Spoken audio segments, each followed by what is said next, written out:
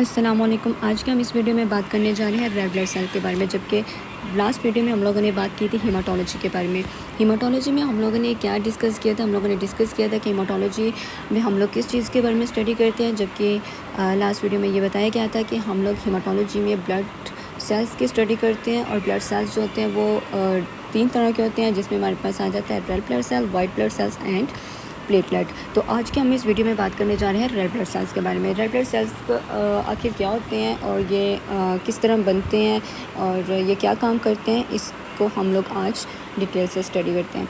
Red blood cells जो होते हैं वो सेल होते हैं जो ऑक्सीजन लंग्स से बॉडी के तमाम ऑर्गन्स और टिश्यू तक लेके जाते हैं।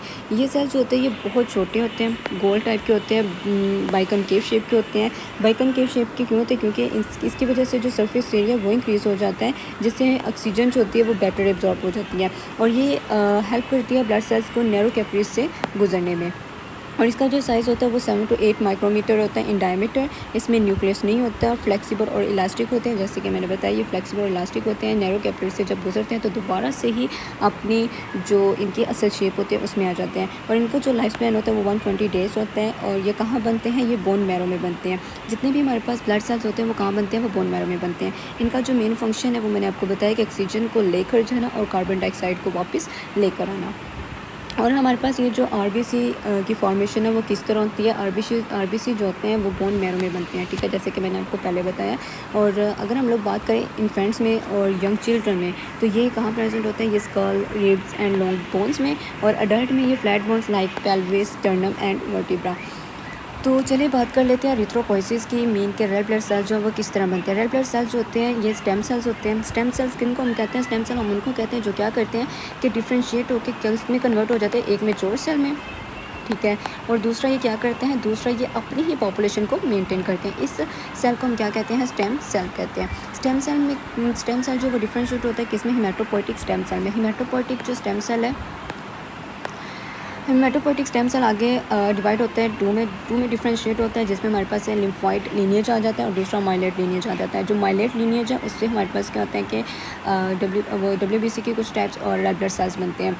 जबकि लिम्फोइड में हमारे पास जो है वो T सेल, B सेल्स और नेचुरल किलर सेल्स बनते हैं। और माइलाइड जो लीनिएज होते हैं उसमें हमारे पास WBC की जो कुछ टाइप्स रह जाते हैं वो बनती हैं। और हमारे पास रेड ब्लड सेल्स बनते हैं और प्लेटलेट्स बनते हैं। तो हिमेटोपोइटिक स्टेम सेल में हम लोग सिर्फ अभी बात करने जा रहे हैं एरिथ्राइड प्रोजेनेटर स्टेम सेल के बारे में, जिससे क्या होता है कि हमारे पास रेड ब्लड सेल्स बनते हैं। एरिथ्राइड और प्रोजेनेटर सेल से क्या होता है? हमारे पास प्रो एरिथ्रोब्लास्ट बनता है। प्रो एरिथ्रोब्लास्ट से फिर हमारे पास बेजोफिलिक एरिथ्रोब्लास्ट होता है, ठीक है। बेजोफिलिक एरिथ्रोब्लास्ट हमारे पास पोलीक्रोमैटिक एरिथ्रोब्लास्ट होता है, फिर ऑर्थोक्रोमैटिक एरिथ्रोब्लास्ट बनता है। देन हमारे पास रेटिकुलोसाइट्स आ जाते हैं। और रेटिकुलोसाइट्स क्या होते हैं? ये इमेच्योर सेल्स होते हैं, जो क्या होता है कि जब ब्लड सेल्स में जाते हैं तो किस में कन्वर्ट हो जाते हैं? मैच्योर आरबीसी में कन्वर्ट हो जाते हैं। अब हम बात कर लेते हैं हीमोग्लोबिन सिंथेसिस के बारे में। हीमोग्लोबिन सिंथेसिस क्या होता है कि हमारे पास ये रेड ब्लड सेल्स का एक पार्ट है, ठीक है, जो क्या करता है कि ऑक्सीजन को डिफरेंट जो ऑर्गन्स और टिश्यूज़ होते हैं उन तक पहुंचाता है। हीमोग्लोबिन जो होती है वो दो वर्ड्स हैं। एक हमारे पास आ जाता है हीम और दूसरा हमारे पास है ग्लोबिन।